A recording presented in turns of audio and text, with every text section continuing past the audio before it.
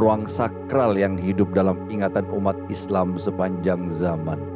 Salah satu bangunan yang menjadi penanda paling ikonik dari peristiwa itu, Dome of the Rock, masjid berkubah emas yang dikenal sebagai ikon Palestina. Di bawah kubah emas itulah terdapat batu yang diyakini sebagai pijakan terakhir Rasulullah Shallallahu Alaihi Wasallam di bumi sebelum beliau diangkat menembus langit ketujuh untuk menerima perintah sholat langsung dari Allah Subhanahu wa Ta'ala. Alhamdulillah, segala puji bagi Allah. Beberapa waktu lalu saya diberi kesempatan menjejakkan kaki di Yerusalem, Palestina, dan menunaikan sholat di kompleks Masjid Al-Aqsa. Meski saat itu sebagian area Dome of the Rock, juga dikenal sebagai Masjid Az-Zahra, sedang dalam proses renovasi, saya tetap berkesempatan mendekat dan menyentuh batu pijakan itu. Disitulah pengalaman yang sulit saya jelaskan dengan kata-kata terjadi. Usai menyentuhnya, saya mencium aroma wangi yang luar biasa. Aroma yang begitu kuat hingga membuat tubuh saya merinding.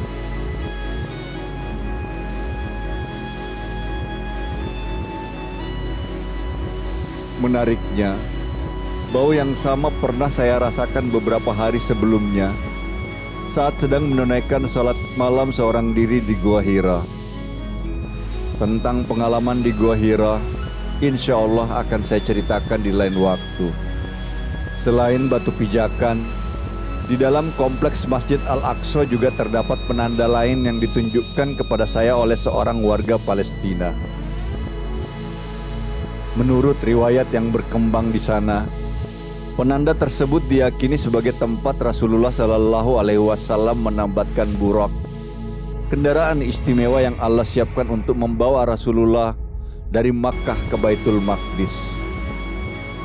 Berdiri tepat di depan penanda itu, saya benar-benar merasa sangat kecil. Bentuk penandanya sederhana, sebuah besi bulat menyerupai gelang yang terpasang di dinding. Namun, maknanya terasa begitu besar saat saya berada tepat di depannya. Setiap kali mengingat momen-momen itu, dada saya selalu terasa sesak oleh rasa haru. Ada kerinduan yang sulit dijelaskan, seolah tempat itu menyimpan aroma cinta kepada Rasulullah Sallallahu Alaihi Wasallam. Di sana, lantunan ayat-ayat Al-Quran yang dibaca lirih mampu meneteskan air mata tanpa diminta. Dan perasaan kecil di hadapan kebesaran Allah terasa begitu nyata. Perjalanan ini menjadi jauh lebih bermakna karena saya tidak datang sendiri. Saya menjejakkan kaki di tempat itu bersama almarhumah mama. Kami berdiri di tanah yang sama, menengadah ke langit yang sama, dan memanjatkan doa dengan lirih dalam diam yang hanya bisa dipahami oleh hati seorang ibu dan anak. Kini, setiap kali mengingat Al-Aqsa, ingatan tentang mama selalu ikut hadir bersamanya. Namun, perjalanan ini bukan hanya berisi ketenangan dan kehusyuan. Saya juga mengalami momen menegangkan di hari pertama menjejakkan kaki di tanah suci itu.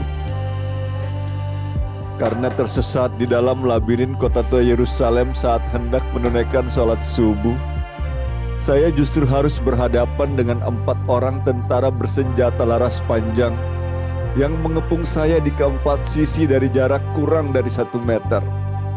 Kenapa bisa terjadi? Apa yang mereka lakukan? Dan bagaimana saya bisa lolos? Semua akan saya ceritakan di video berikutnya. Terima kasih telah mendengarkan kisah saya. Wassalamualaikum warahmatullahi wabarakatuh.